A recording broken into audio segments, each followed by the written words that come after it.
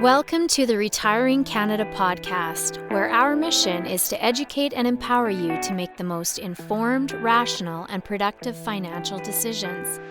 Hosted by certified financial planner, author, and chartered investment manager Michael Isbister, you'll go behind the scenes to uncover the tips and strategies to help you invest smarter, optimize your retirement income, and reduce the amount of tax you pay. Michael is an investment advisor with Fundamental Wealth, a trade name of Harbourfront Wealth Management, an IROC dealer. And now, here's your host, Michael Isbister. Hello everyone, and welcome to the Retiring Canada podcast. In today's episode, we're going to discuss the key considerations when becoming the executor of a will. Specifically, I'm going to chat about the crucial first step, 3 documents every executor needs as soon as possible, major pitfalls to watch for, ways to help minimize tax for the deceased, the key documents you need from CRA to protect yourself, and lastly, as always, a few action items for you to consider.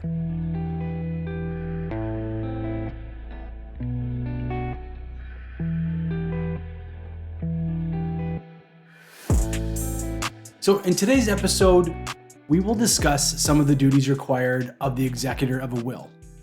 In some provinces, this person or persons may also be referred to as the personal representative, administrator, estate trustee, or liquidator.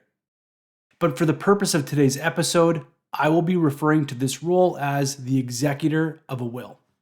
Now, in today's world, many retirees and pre-retirees may already be named on a number of wills, including that of their spouse, parents, and perhaps even their adult children. In the case of their parents or children, they may be considered a contingent executor, which would thrust them into the position of being the executor of the deceased estate if the original executor is deceased, unwilling, or unable to perform their duties. The executor role really is one many people may not fully think through when they're asked to be named on the will as the executor. It really is one of those responsibilities that you can't exactly practice for. Sure, you can ask for help from others you know who have gone through the process, your financial planner or professional or legal counsel, but the truth is that most people will just deal with it when it comes. Which I totally understand. In a sense, you're preparing for the loss of someone you love, which the thought of alone is an unpleasant one. Today, I will touch the surface of a few key roles and responsibilities you should be aware of if or when you are asked to be the executor of an estate. Now, there are a number of items that are time sensitive that should be top of mind. Now, the first of those is to find a copy of the will. If you are unable to find a copy of the will, you may need to request access to a safety deposit box or speak with the trust company or lawyer, who often holds copies of these documents in safekeeping. If you know you are an executor of an estate, it would be wise to ask where a copy of the will can be found to avoid a scramble to find a copy when the person passes. Once the will has been located, you will likely be required to obtain probate. Probate is the formal process of confirming the will and confirming the authority of the executor. If the deceased had any real property, this process is a must, even if the property is only their primary residence. Furthermore, most financial institutions will not deal with you or release funds to the estate until you have letters of probate. So it's best to get this started as quick as possible. Now, there may be other immediate financial needs such as funeral expenses, which the executor of the will usually helps cover from the deceased's assets. During this time, the funeral home will also be able to provide you with a death certificate. This document will be needed to notify various agencies and institutions. So as a quick recap here, the first 3 crucial steps are: number 1, find a copy of the will. Number 2, determine if letters of probate are needed and apply. Number 3, obtain a death certificate.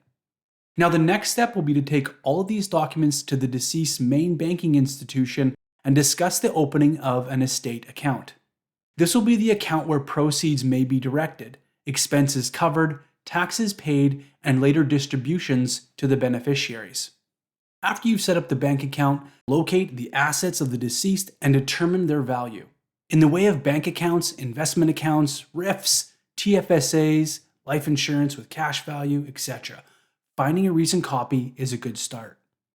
Have a look at these statements closely. Is there one or more beneficiaries named on the account? If so, make note, as these assets will be sent directly to the beneficiaries and will not go through probate.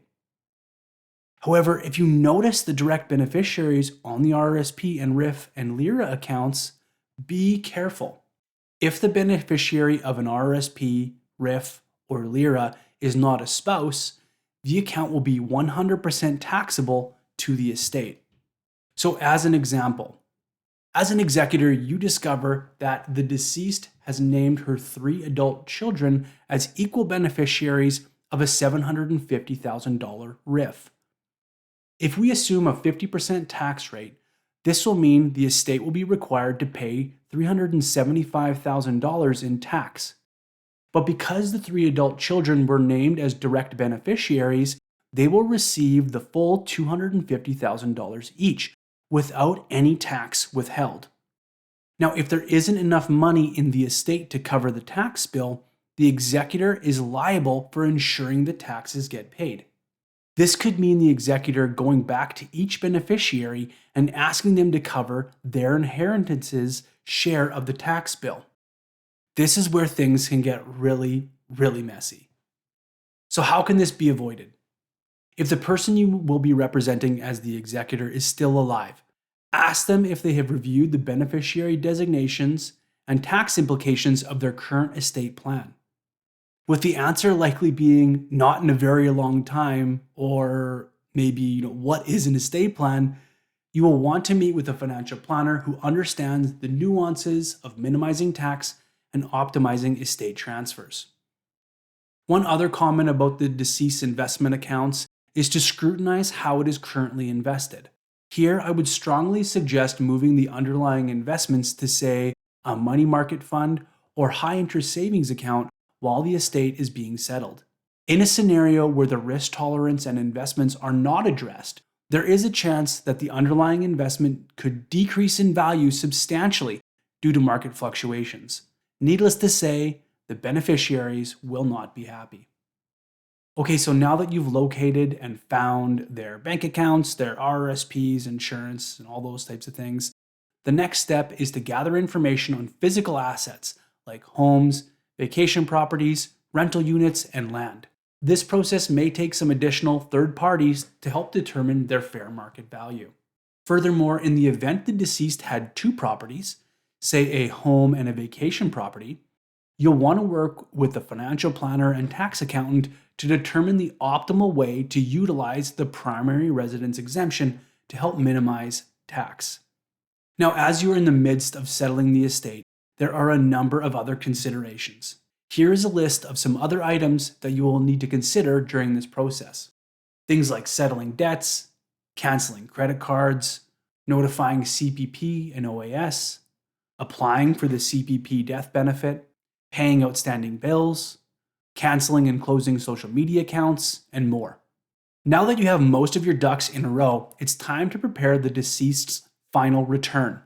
If the death occurred between January 1st and October 31st, this return is due the following year on April 30th. If the death occurred between November 1st and December 31st, the final return and balance owing are due 6 months following death. You will also want to gather copies of previous year's tax returns filed by the deceased to help with this process. This will help you consider certain optional returns and ultimately the goal of receiving the tax clearance certificate from CRA. A tax clearance certificate protects the executor in the event it is subsequently determined that the deceased or the estate owes additional tax.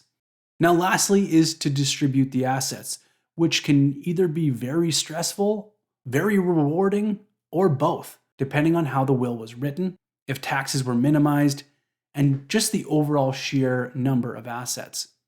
Before getting to this point, I would strongly suggest that you have regular communication with the beneficiaries about the process of the estate. If the beneficiaries don't hear from you for some time, it may be perceived as bad news, which can only cause additional stress during the process and when it comes time to distribute the estate.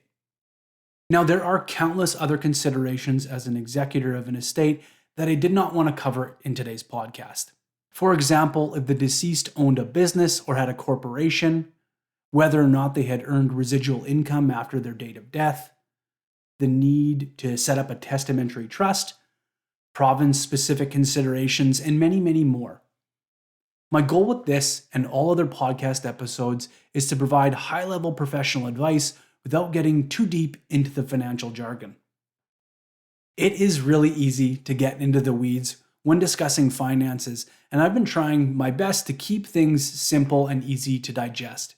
I strive to reflect this same philosophy in the way that we do business and how we help prospective clients gauge our value through our complimentary one-page plan process. You can learn more about that by visiting our website. Okay, so that does it for today's episode. But before I sign off, here are your action items to get the most out of what you learned today.